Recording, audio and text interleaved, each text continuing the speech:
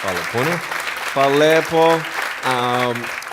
Guys, my name is Nick Vujicic. I was born in Australia in 1982, moved from Australia to California in the year 2006.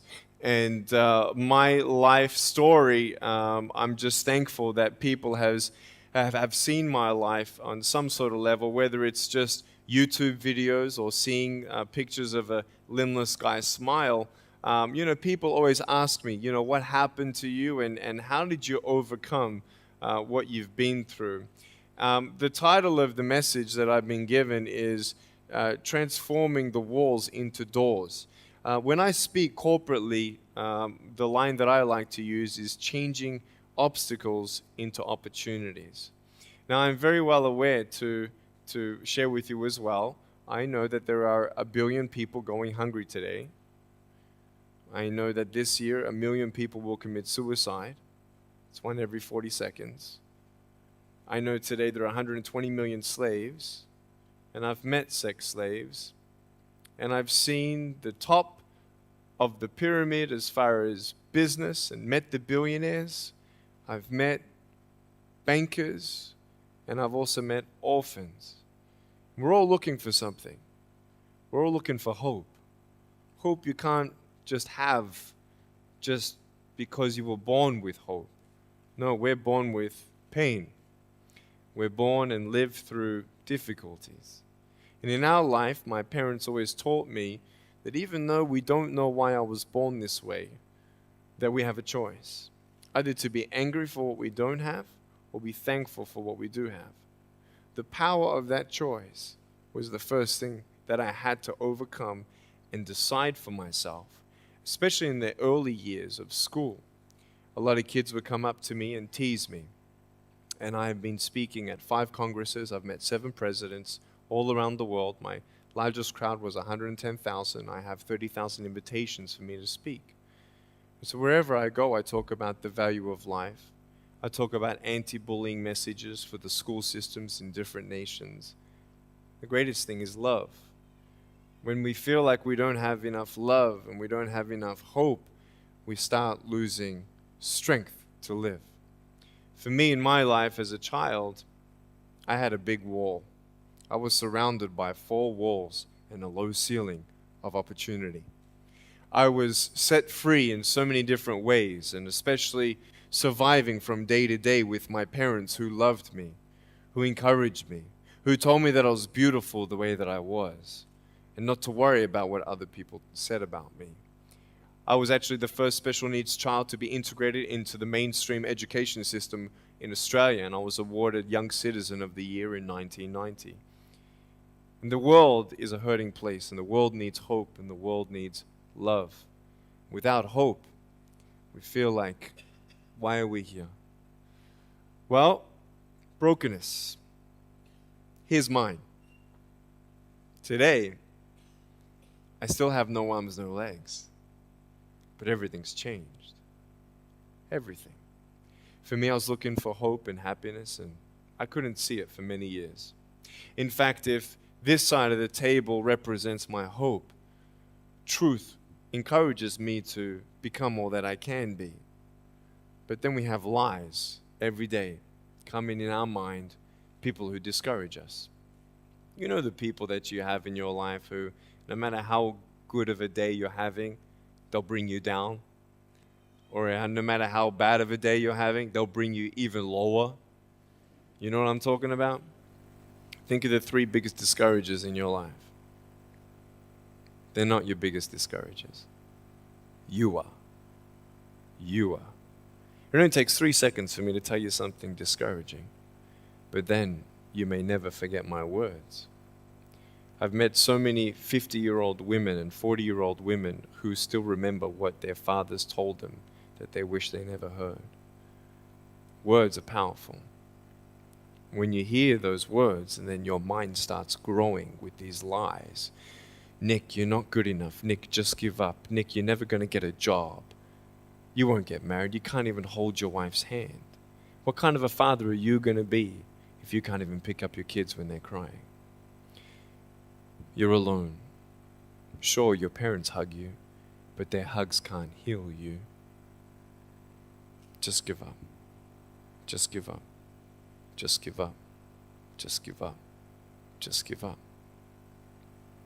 At age 8, I thought that I should commit suicide. Why? Because I didn't have hope. I thought I didn't have hope. Today you can see that I had hope. What's the word? Believing in something you do not see. Faith. Words can only do so much. Hugs can do much more than words. But when hugs can't do anything, that's where faith kicks in. For me, words and hugs were not enough, but I had no faith. So I tried to give up. At age 10, I tried to drown myself in 6 inches or 15 centimeters of water. In my home, I told my dad I just wanted to relax. But really, I wanted to end my life. I had enough. Dosta mi je bio. Okay?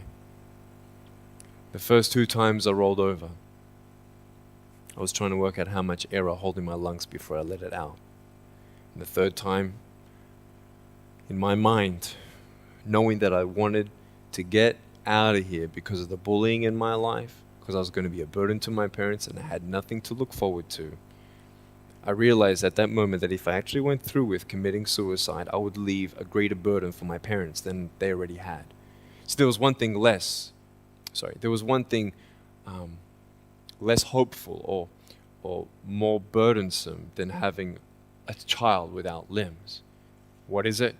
A child without limbs who gives up. So when I saw in my mind my mum and my dad and my brother crying at my grave if I went through with it, that one thought saved me. If my parents never told me that I was beautiful the way that I was, if my parents never told me that I was special and that I was loved, I wouldn't be here today. So I encourage every single parent who tries their best to encourage their teenagers.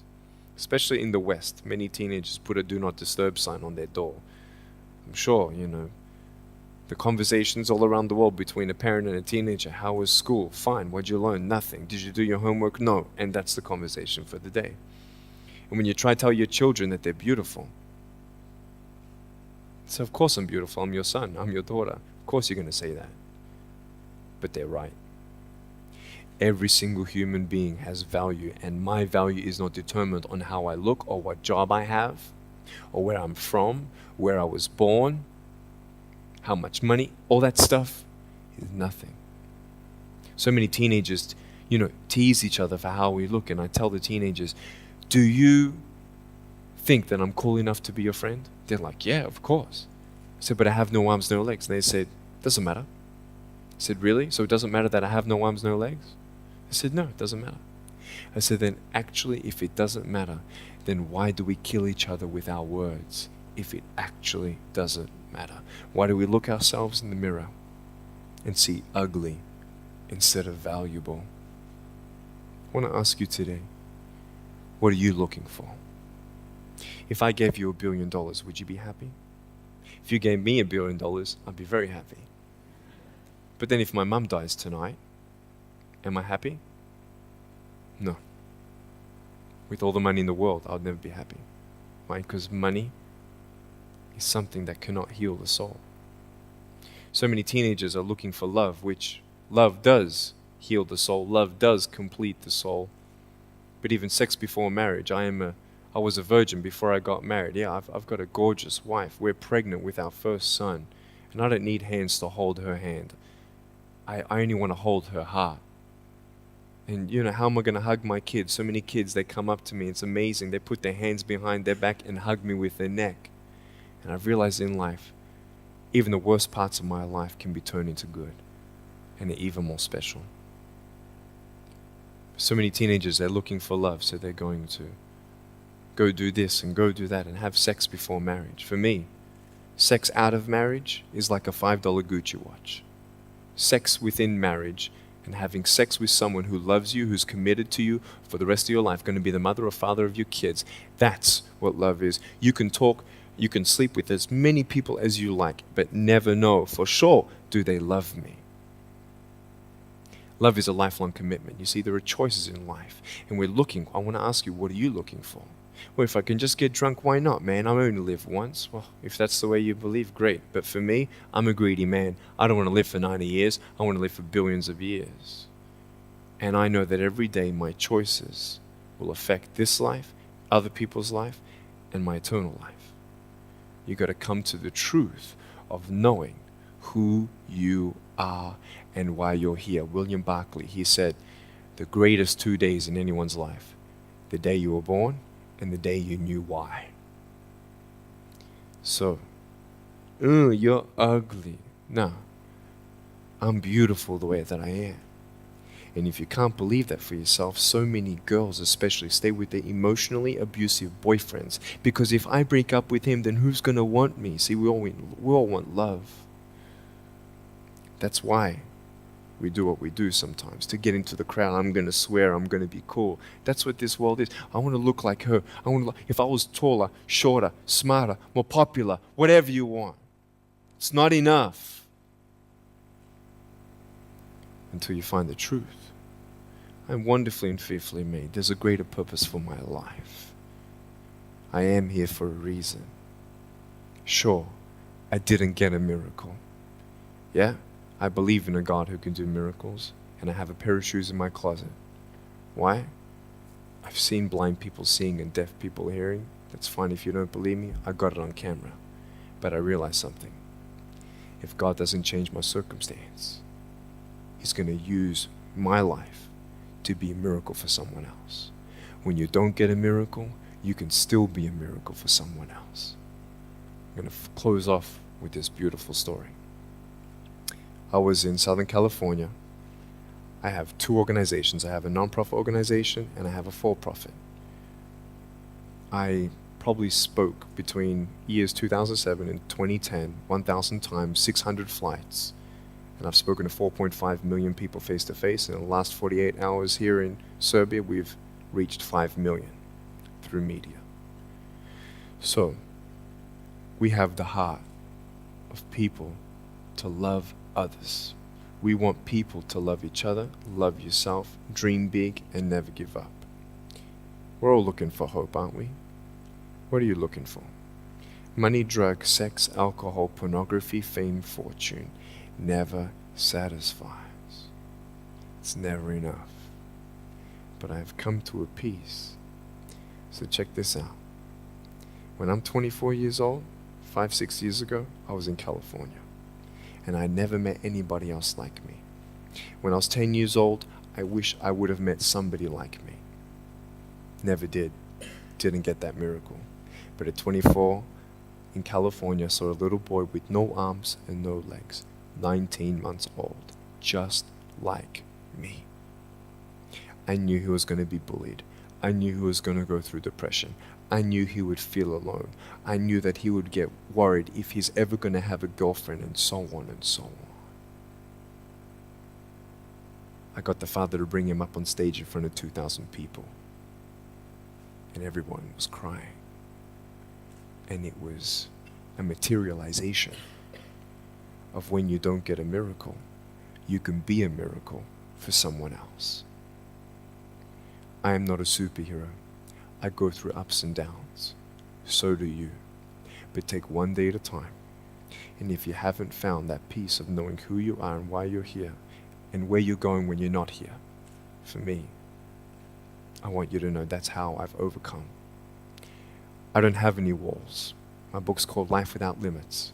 And what will be, will be. I've acted in a short film, 30 awards. I got Best Actor in a short film. I've done my own music video. I've written 2 books. First book, 30 languages, 800,000 copies.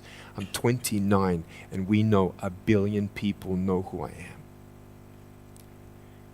Not to bring up my pride or my name or my status. Trust me, I'm just like you. But I hope you are inspired to know that if I can dream big, then so can you. There are no walls. Find your peace, and you'll make your walls doors. Thank you so much.